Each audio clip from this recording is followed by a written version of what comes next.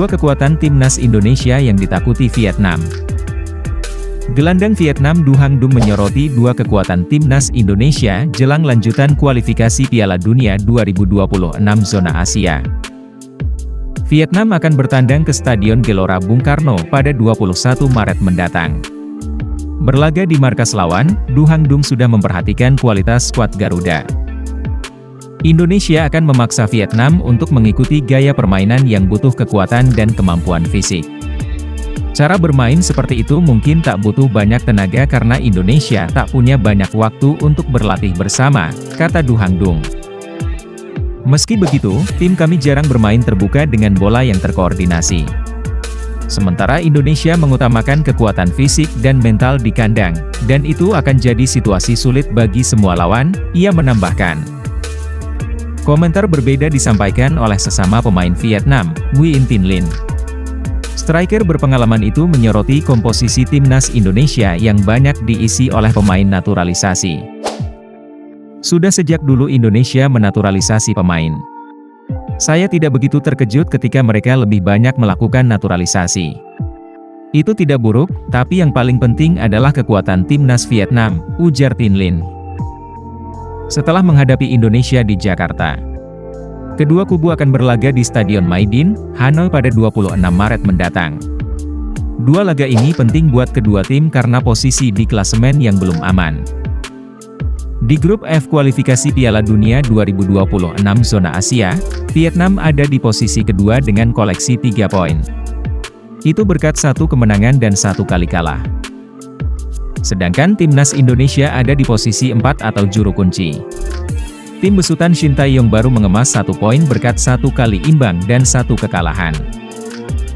Berita lainnya, Vietnam kaget, ini timnas Indonesia atau timnas Belanda? Timnas Indonesia dinilai memiliki modal apik jelang bersua Vietnam. Hal tersebut diungkapkan pengamat sepak bola, Akmal Marhali. Menurut Akmal, timnas Indonesia memiliki sejumlah kelebihan dibanding calon lawan mereka tersebut. Mantan jurnalis olahraga tersebut menilai bahwa kelebihan tersebut sudah diakui oleh Vietnam.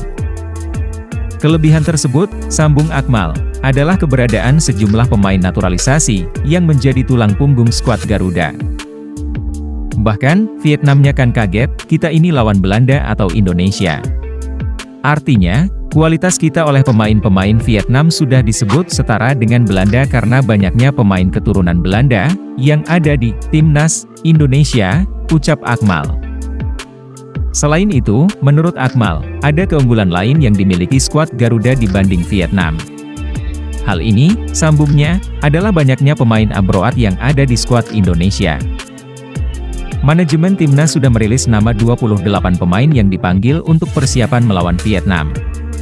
Dari 28 nama tersebut, 13 diantaranya merupakan pemain-pemain yang bermain di kompetisi luar, abroad. Vietnam sendiri nggak punya. Pemain-pemain mereka berasal dari liga lokal, tandas Akmal. Absen pada leg pertama, Tom Hai dan Ragnar Oratmangoen disiapkan bela timnas Indonesia di kandang Vietnam.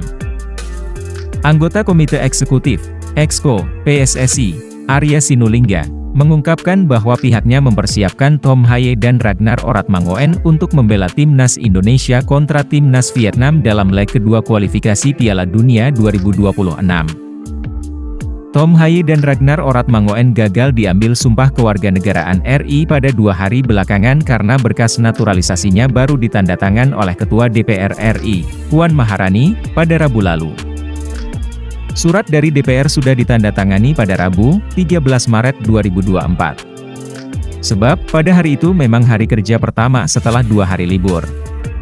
DPR memproses secara administrasi, kata Arya. Kedatangan Tom Hai dan Ragnar Oratmangoen memang melengkapi administrasi yang nantinya dipakai untuk tahapan berikutnya, jelas Arya.